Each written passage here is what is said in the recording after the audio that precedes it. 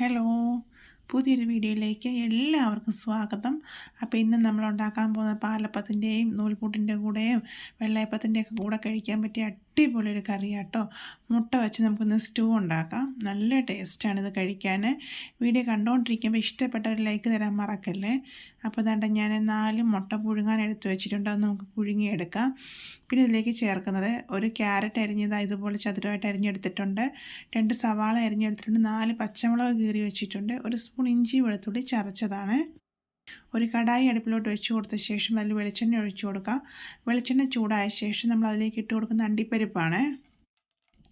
നമുക്ക് എന്തോരം ആവശ്യമുണ്ടോ അതനുസരിച്ച് അണ്ടിപ്പരിപ്പ് ഒന്ന് വറുത്തെടുക്കാം. അണ്ടിപ്പരിപ്പ് ഇട്ടുണ്ടാക്കുമ്പോൾ നല്ല ടേസ്റ്റാണ് കേട്ടോ. അപ്പം കൂടിയാലും കുറഞ്ഞാലും കുഴപ്പമില്ല. അണ്ടിപ്പരിപ്പ് ഒന്ന് നമുക്ക് വറുത്തെടുത്ത് മാറ്റി വയ്ക്കാം. അണ്ടിപ്പരിപ്പ് വറുത്തെടുത്ത് മാറ്റി വെച്ച ശേഷം നമ്മൾ അതിലേക്ക് ചേർത്ത് കൊടുക്കുന്നത് 2 ഏലക്ക ചതച്ചതും, 2 ഗ്രാമ്പു, 2 കഷ്ണം പട്ട. അപ്പോൾ ഏലക്ക ഒന്ന് ചതച്ചിട്ട് വേണം ഇട്ട് കൊടുക്കാൻ. ഇനി നമ്മളതിലേക്ക് നമ്മൾ എടുത്ത് വെച്ചേക്കുന്ന സവാളയും പച്ചമുളകും കൂടെ ഇട്ട് കൊടുത്തൊന്ന് വഴറ്റിയെടുക്കാം.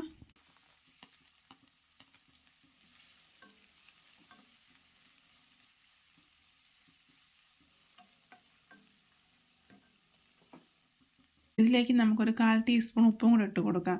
എന്നിട്ട് നമുക്ക് നല്ലതുപോലെ ഒന്ന് വഴറ്റിയെടുക്കണം. ഇതൊന്ന് വഴണ്ട് വരാൻ നേരം നമുക്ക് ഇഞ്ചിയും വെളുത്തുള്ളിയും ചതച്ച് ഇട്ട് കൊടുക്കാം കേട്ടോ. അപ്പോൾ ഒന്ന് അടച്ച് വെച്ച് കൊടുക്കാമേ. ഒരു 3-4 മിനിറ്റ് കഴിഞ്ഞപ്പോൾ ഞാൻ തുറന്ന് നോക്കിയിട്ട് ഇളക്കി കൊടുക്കുന്നുണ്ട്. ഇപ്പോൾ ഏകദേശം ഒന്ന് വഴണ്ട് വന്നിട്ടുണ്ട്. ഒരുപാട് വഴണ്ടില്ല, എന്നാലും വഴണ്ടു. ഇനി നമുക്കിതിലേക്ക് ഇഞ്ചിയും വെളുത്തുള്ളിയും ചതച്ച് ചേർത്ത് കൊടുത്തിട്ട് വീണ്ടും നല്ലതുപോലെ വഴറ്റിയെടുക്കണം. അപ്പോൾ ഇഞ്ചി വെളുത്തുള്ളിയുടെ എല്ലാം പച്ചമണം മാറുന്നത് വരെ നല്ലതുപോലെ ഒന്ന് വഴറ്റി കൊടുക്കാം.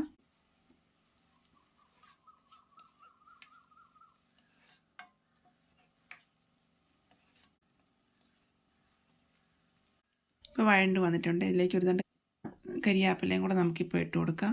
അതിനുശേഷം നമ്മൾ ചേർത്ത് കൊടുക്കുന്നത് നമ്മൾ എടുത്ത് വെച്ചേക്കുന്ന ക്യാരറ്റ് ഉണ്ടല്ലോ, അതിപ്പോൾ നമുക്ക് ചേർത്ത് കൊടുത്തിട്ട് നല്ലതുപോലെ ഒന്ന് വഴറ്റിയെടുക്കാം.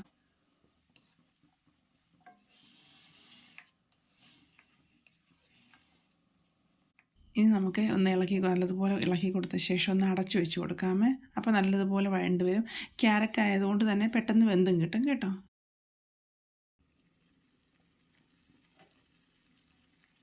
അപ്പം ഏകദേശം 3-4 മിനിറ്റ് കഴിഞ്ഞപ്പം ഞാൻ തുറന്ന് ഇളക്കി കൊടുക്കുന്നുണ്ട്.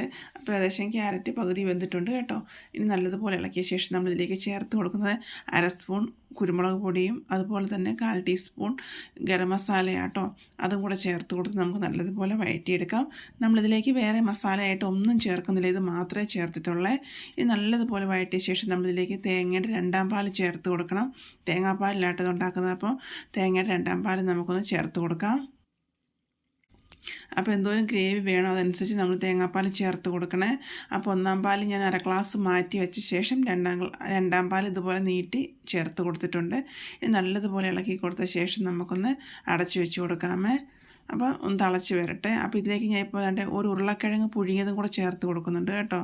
അപ്പോൾ നമ്മൾ ഈ ഉരുളക്കിഴങ്ങ് വേണമെങ്കിൽ നേരത്തെ ക്യാരറ്റ് വഴറ്റിയല്ലോ, അന്നേരം ചേർത്ത് വേണമെങ്കിൽ നമുക്ക് വയ്ക്കാം. പക്ഷേ ഞാൻ ഒരു ഉരുളക്കിഴങ്ങ് പുഴുങ്ങിയിട്ടാണ് ചേർത്ത് കൊടുത്തത്. അപ്പോൾ ഇനി നമുക്ക് നല്ലതുപോലെ മിക്സ് ചെയ്ത ശേഷം ഒന്ന് അടച്ചു വെച്ച് കൊടുക്കാമേ. അപ്പോൾ ലോ ഫ്ലെയിമിലിട്ട് തിളപ്പിച്ചെടുക്കണം.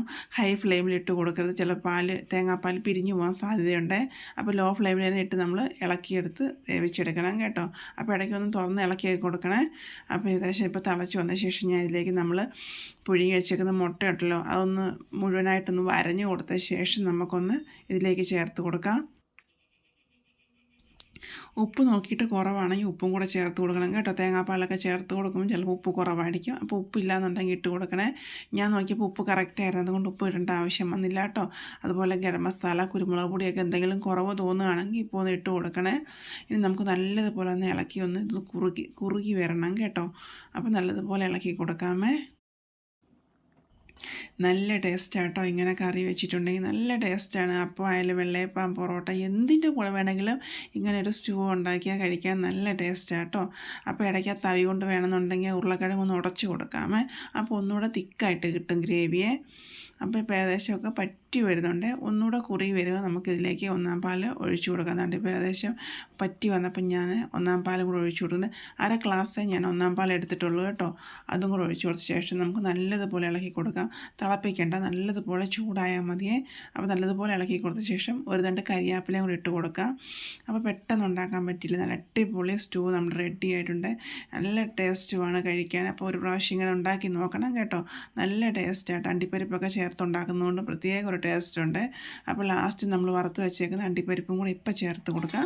ഇനി നല്ലതുപോലെ ഒന്ന് മിക്സ് ചെയ്താൽ മാത്രം മതി. ഇതിനകത്ത് നമ്മൾ വേറെ പ്രത്യേകിച്ച് മസാലകളൊന്നും ചേർത്തിട്ടില്ല. പെട്ടെന്ന് തന്നെ ഉണ്ടാക്കാൻ പറ്റി നല്ല ടേസ്റ്റുമാണ്, എളുപ്പമാണ് കേട്ടോ.